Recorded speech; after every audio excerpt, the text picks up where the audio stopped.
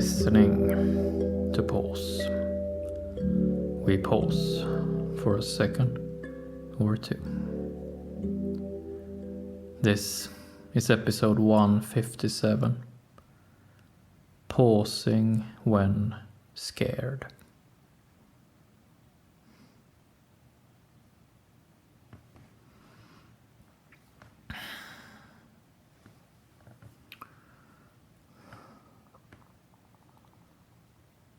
Right now,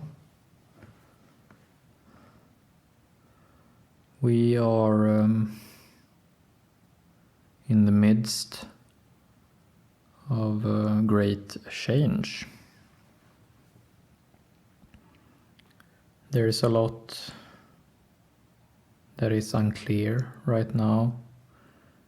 There are many uncertainties.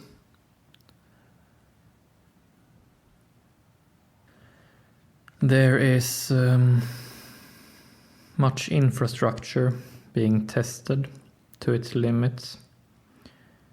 There is a lot of new infrastructure being implemented. There are many voices flying around, many sentiments, strong feelings, charismatic movements. There is a lot going on right now. And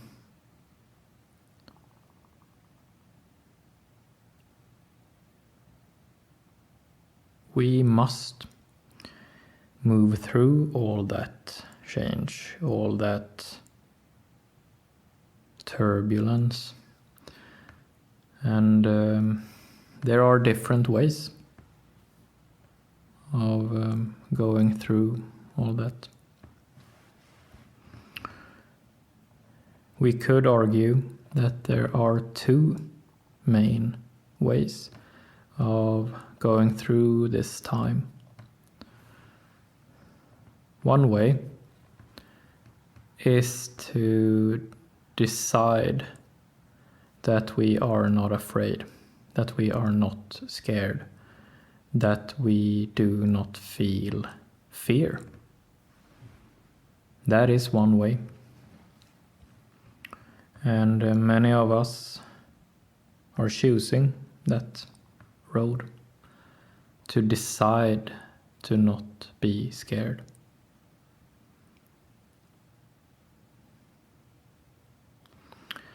Today's episode is called Pausing When Scared. So today's episode is not for you if you decide to go this first way. If you have already decided not to be scared, not to feel fear, then this episode is not for you.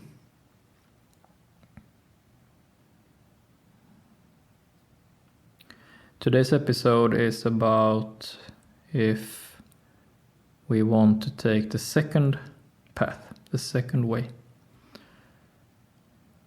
And that is the way of being scared.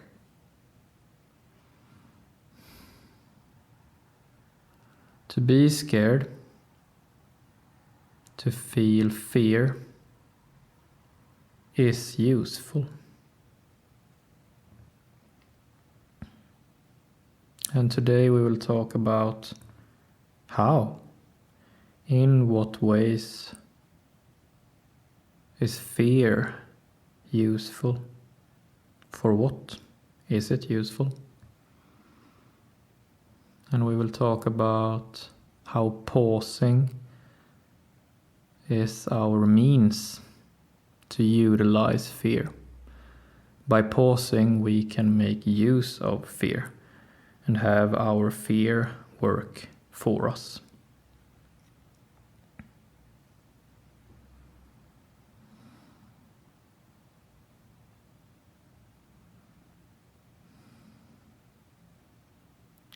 So basically, fear is a a spectrum of emotions. Fear is an array of emotions. Fear is an array of bodily sensations. We cannot feel fear without having all these sensations throughout our body. And if we would not have these sensations through our body, we will not perceive ourselves as scared.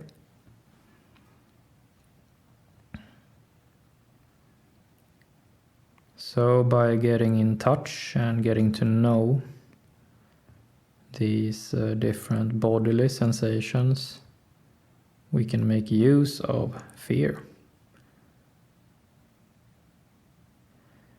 By identifying different bodily sensations, we can identify different kinds of fear, different nuances of fear, different intensity levels, different cues for action. Some fear is good to act on immediately.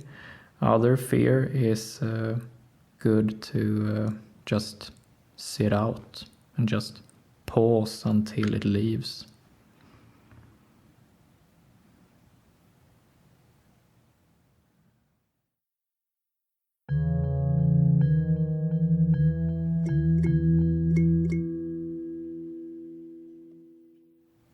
Making use of our fear, making use of being scared, always starts with pausing for a second or two and telling ourselves, yes, now I am scared.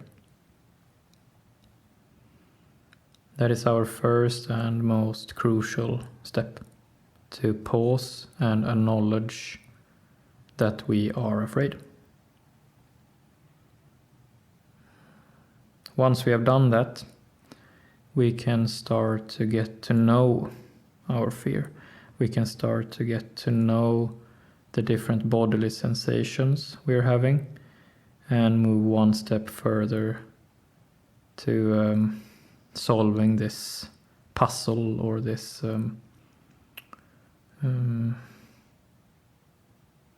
mystery, if you will.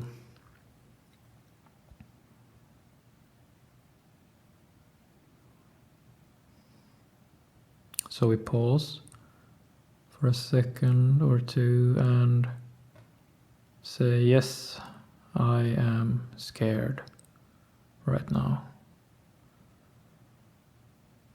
And then we do not have to move so fast.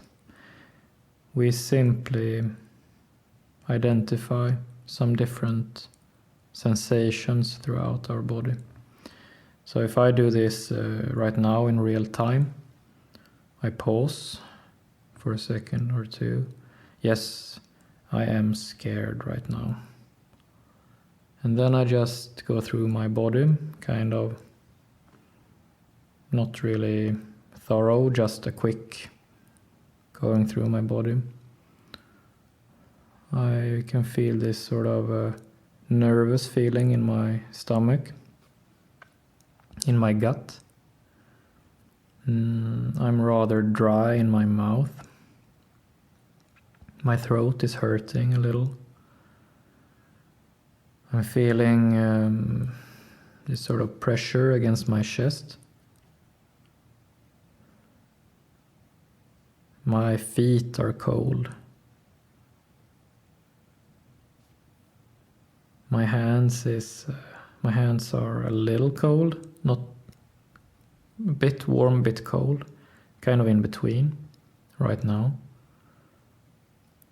My lips are chapped. I can feel that my eyebrows, that I want to make this kind of frowny face, and that I want to sort of I want to press my lips quite hard against each other.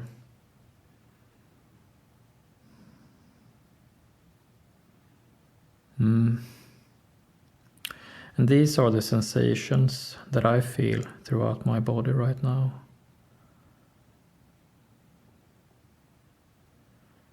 And they are all there for me to make something of if I want to.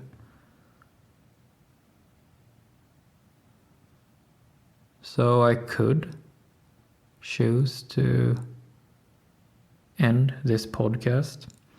I could choose to get up from this chair and go do something.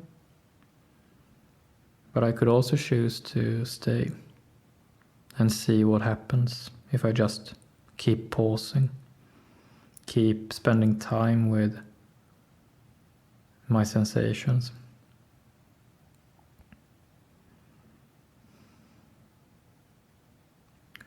As I do this, I now feel that my heart rate is getting a bit more excited. I can feel that my face is opening up a little. My feet are still cold. My stomach is hurting a little. It's a bit less nervous, but still hurting a little.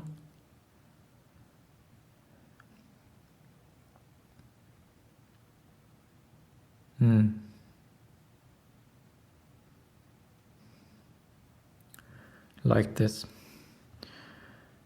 So, this example, what we just did now, is that we got a practical experience of that our bodily sensations that we feel when we are scared are changing. These sensations are changing.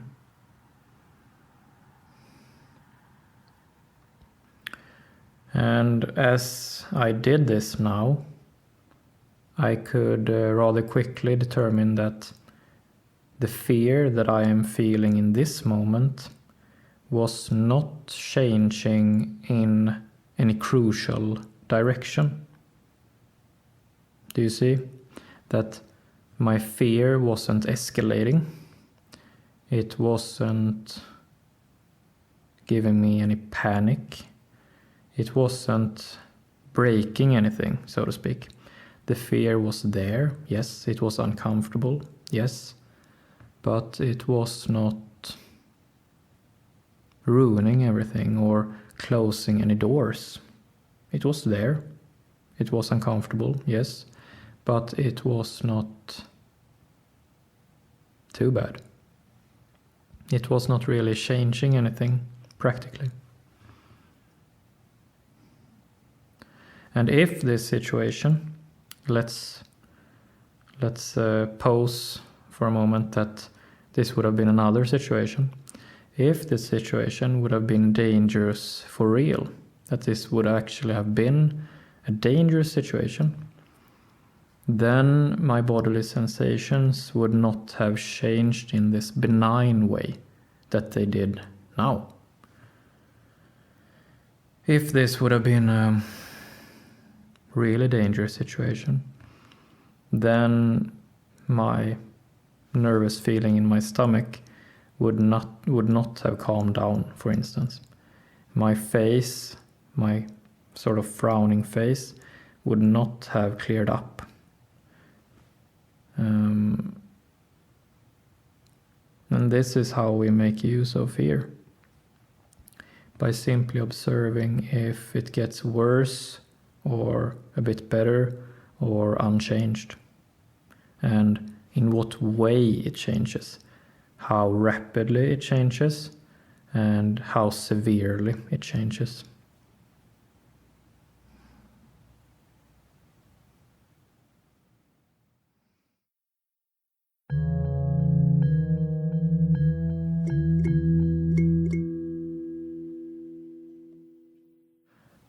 As we do this, as we pause and say to ourselves that yes, I am afraid right now, I am scared right now, and then we just casually go through our bodily sensations and do it for a little while so we can see how the sensations change. As we do this, we realize that most of our fears are not dangerous.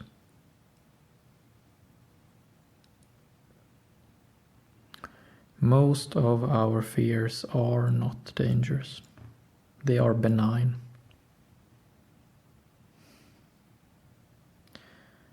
Fears are always uncomfortable,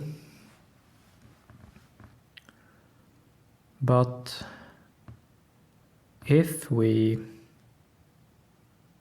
decide not to make use of our fears, not to get to know them, not to familiarize ourselves, not to ride them out,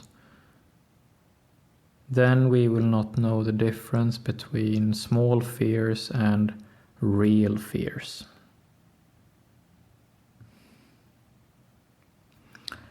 If we decide to avoid or push aside all of our fears, then we will not be able to distinguish the 1 or 2 moments when fear is critical.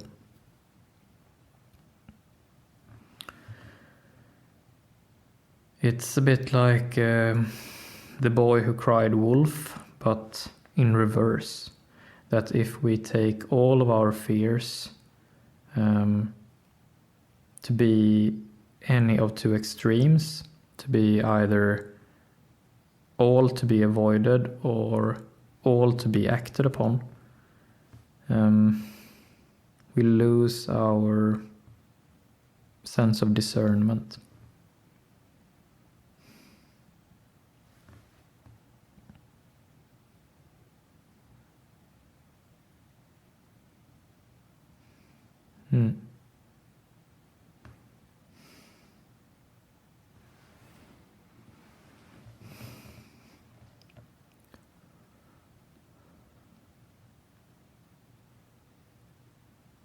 So,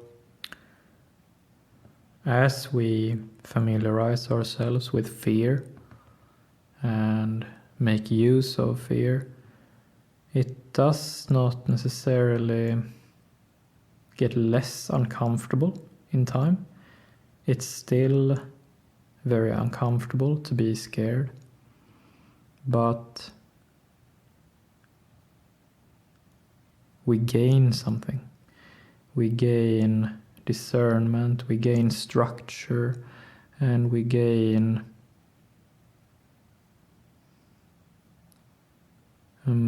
what's the word in English? I know the Swedish word, but not the English word. We gain some reassurance, that's the word. When we know our fears and can tell with greater discernment between different kinds of fears, different kinds of bodily sensations, then we get reassurance because we know when to act upon a fear and when just to sit it out. And that is highly reassuring. Like having a pain. Okay, this is uncomfortable, this is painful, but it's not dangerous. And that is reassuring, because that's most often the case, that it is painful, it is uncomfortable, but it is not really actually dangerous.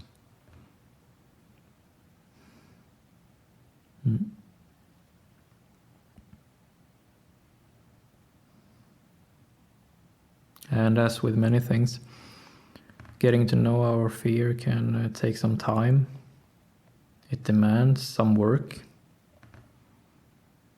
but it is very rewarding. It creates confidence in oneself. It makes us trust more in our own judgment. It makes us trust more in our bodies. It makes us value our bodies more. That's a great thing.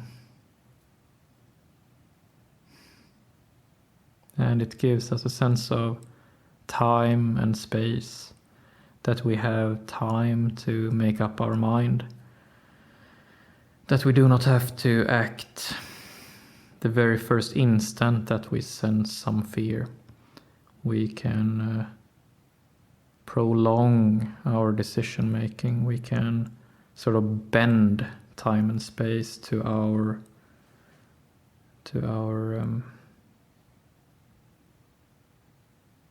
gain.